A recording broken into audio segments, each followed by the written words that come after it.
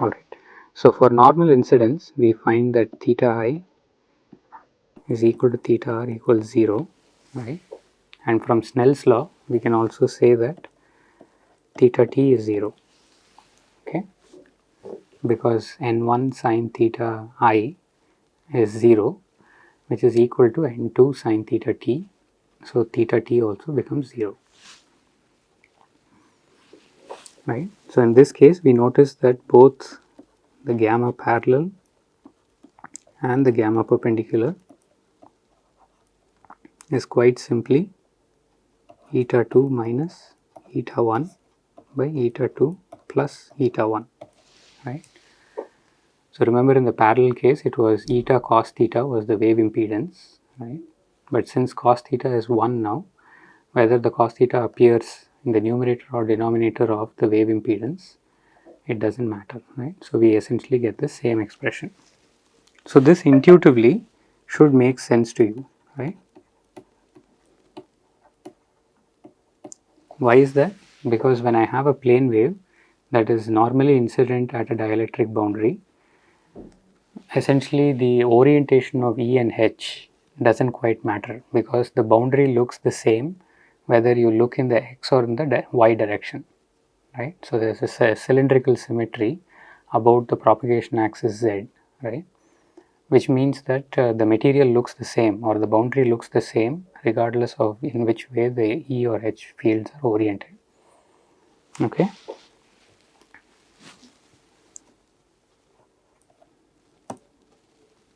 Because the surface looks identical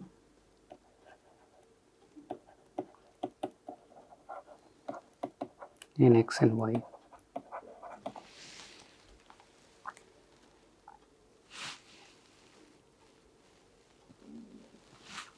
Okay. So in the case of normal incidence, I would like to provide two specific examples in order to understand a very specific phenomenon of electromagnetic waves, right? Which is layered media.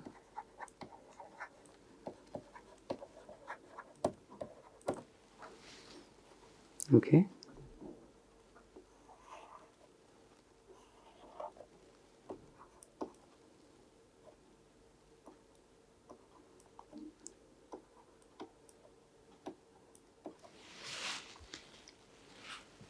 Okay. So we are going to take a very classic example, right, which is the soap bubbles.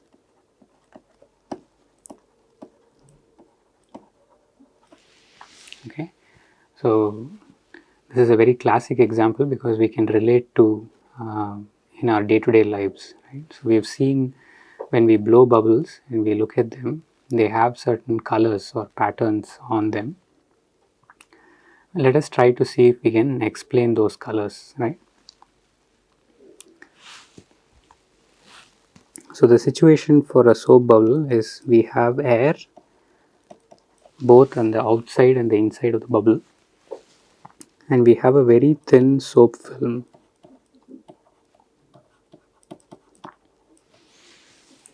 Right, which has a certain different index from the air, right? So if I were to take the situation where there's normal incidence of visible light on this layered media, right? So now I have two boundaries. So there's an air to soap interface and then a soap to air interface. Right? So you can kind of see this after having given you the analogy to transmission lines as a situation where, say, I start with a transmission line of impedance, characteristic impedance Z1, and I have a small piece of transmission line with a characteristic impedance different, Z2 that is different from Z1, that is inserted, right, in the middle of some distance d, right. So technically you should be able to make the mappings from electric and magnetic fields to voltages and currents, and you can solve the transmission line problem also, right, which is essentially a one dimensional spatial dimension problem, right. And then once you solve for the voltages and currents, you can map them back to electric and magnetic fields, and the same relations is what you expect to see here also. Okay, but let us quickly see and try to explain in words what might be happening to the fate of an electromagnetic wave that is normally incident at this layered media, right, where there's two boundaries parallel to each other. So when I have the light first interact with the air soap film interface, I expect to see some reflection and some transmission, right. And then when I get to the second boundary, I can say the same, right. So I'll just have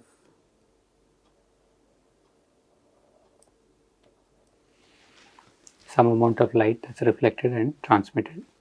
If I were to give you the permittivities or the indices, you are at a position to actually estimate how much of the light is reflected each time the light interacts with the boundary, right. So now this light comes back and some of that light is transmitted and some of it is reflected, right. So of course this is going to happen till we run out of light, right.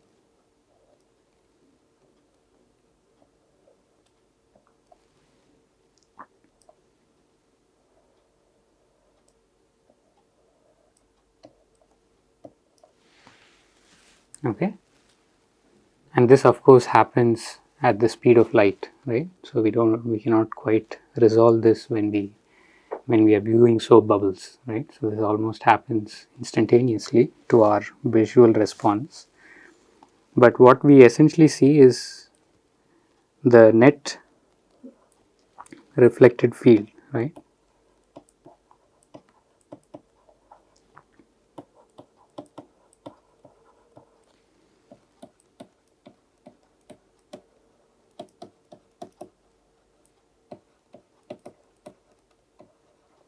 Is given by simply a summation, right. So electric fields and magnetic fields obey this rule, which is if I have individual contributions of electric fields from various scenarios, the net effect of the electric field at a given point is essentially simply the vector sum of all these, right. And given that all of them are oriented in a certain way, I can simply sum them, right. So I notice that when I have a very specific thickness d, right, that the reflected fields, so if I were to plot this as a function of lambda,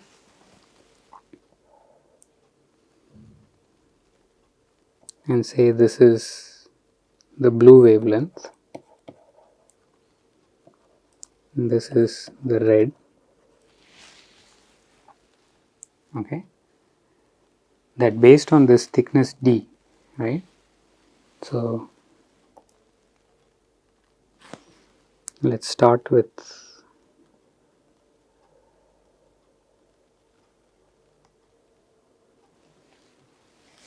okay.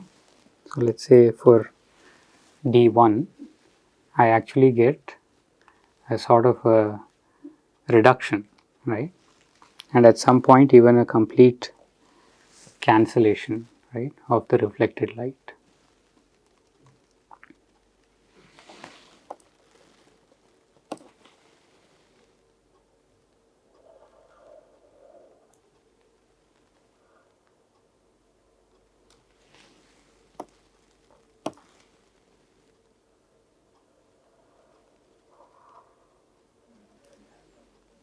Okay, so we have D3 and D2.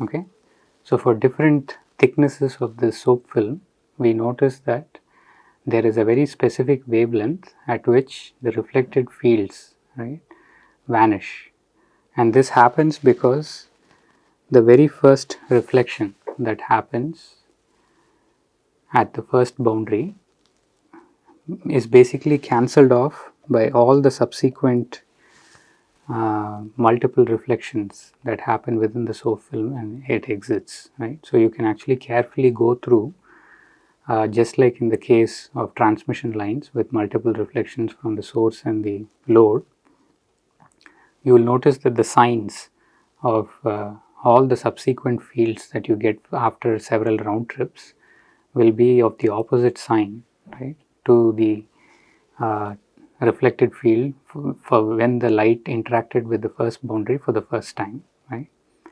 And when such a situation happens and when the magnitudes of the infinite sum uh, matches the original reflected light, there undergoes a complete destructive interference, right, and you notice that the reflected light is completely cancelled, right. So for that very specific wavelength for a given distance d, all the light gets transmitted through. So if I were to draw the same at the output for the transmission, I'll notice that there will be very specific colors that are enhanced.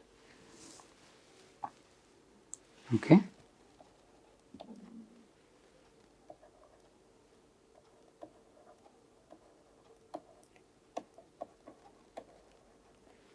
Okay, so we'll not do the detailed mathematics to show the specific shapes and such, but hopefully you are at a point where you can at least walk through this mathematics yourself of this infinite bounds between the two walls, right, and getting an expression for the net reflected field and the net transmitted field and evaluating the powers as well, right.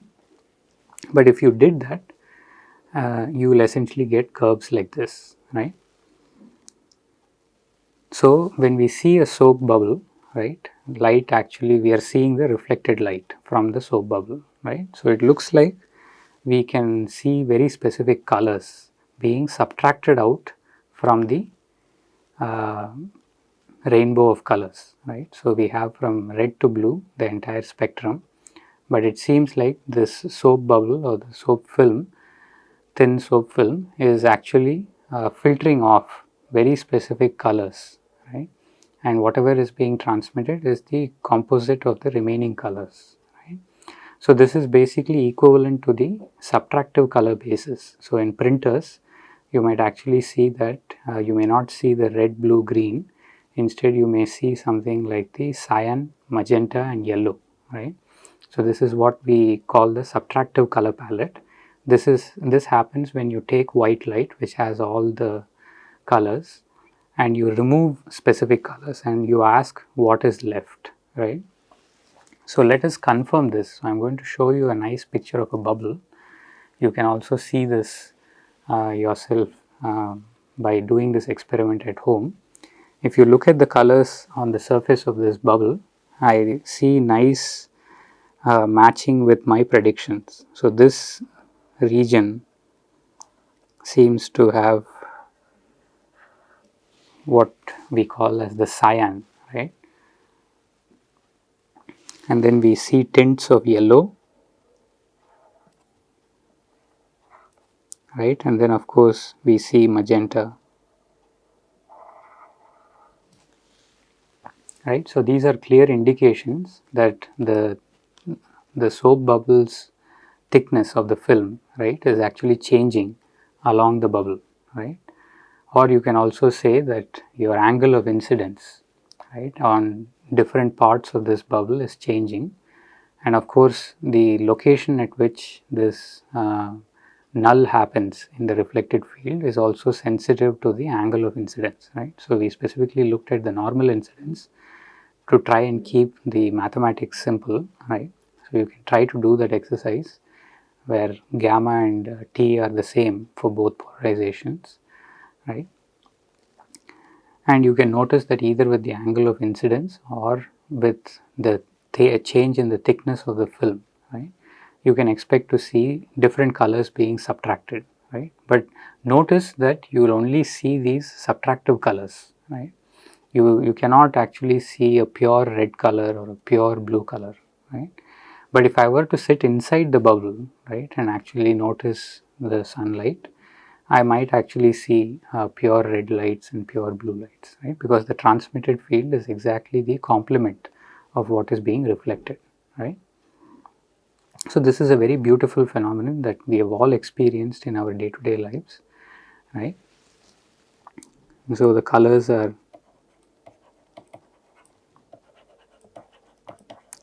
so I highly encourage students that the next time, right, that they go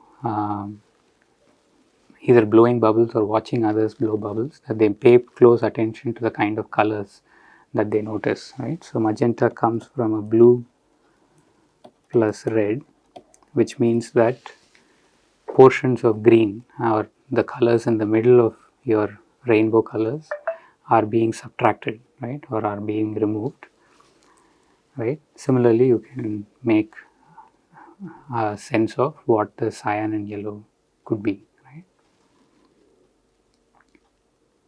So yellow is more by removing the blue portion, right? So if I remove blue and had green and red being sent through, and similarly cyan, I am sort of keeping blue and green,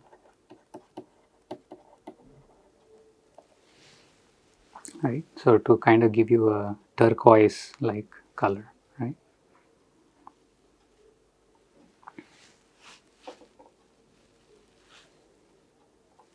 Okay. So there's one more very interesting phenomena, right? So going back to the applications of transmission lines, we looked at something called the quarter wave transformer. Okay. Now that we have actually drawn parallel of electromagnetic waves being incident on dielectric boundaries to transmission lines with the appropriate mapping to characteristic impedances and wave impedances in certain direction, we can perhaps draw lessons from what we did with transmission lines in order to get rid of reflections for electromagnetic waves in dielectric media, right? So recall that in order to get rid of reflections due to a mismatched impedance ZL,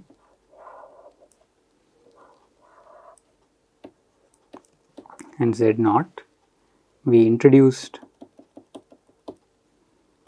a transmission line of a very specific length,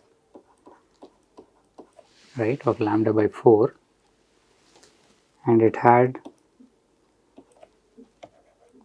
to have a characteristic impedance that was the geometric mean of the load and the characteristic impedance that you want to match to, right? And what does this structure guarantee? That it completely removes the reflections from the load. So we can actually do the same trick here, right? And we call this an anti-reflection coating.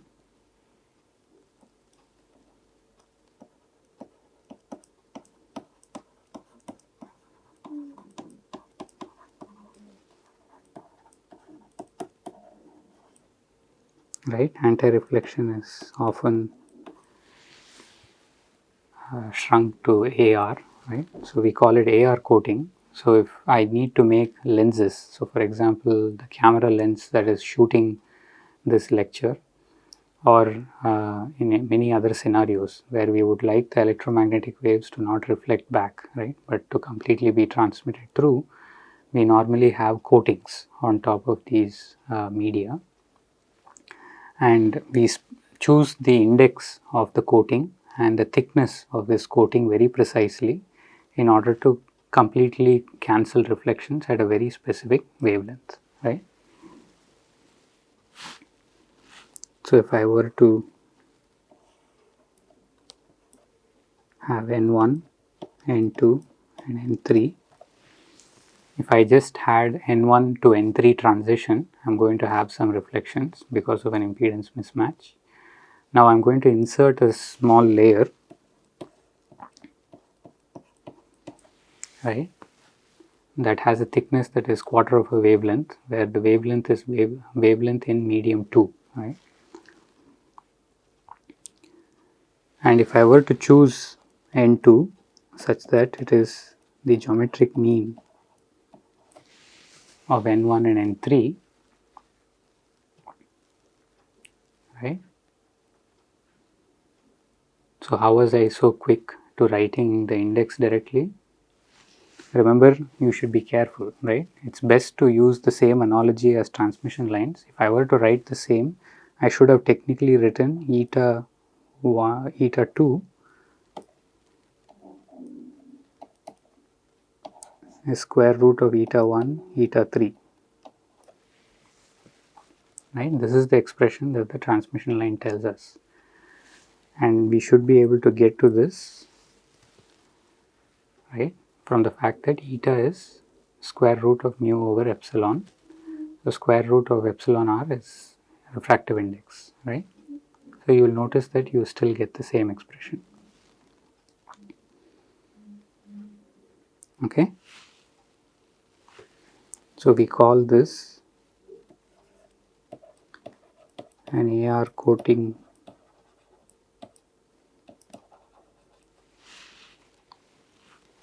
okay, and in this case what happens is the reflection is completely cancelled, right. How is it cancelled? That the very first reflection and all the subsequent reflections through multiple bounces between the two dielectric boundaries sum to basically 0, right. All right.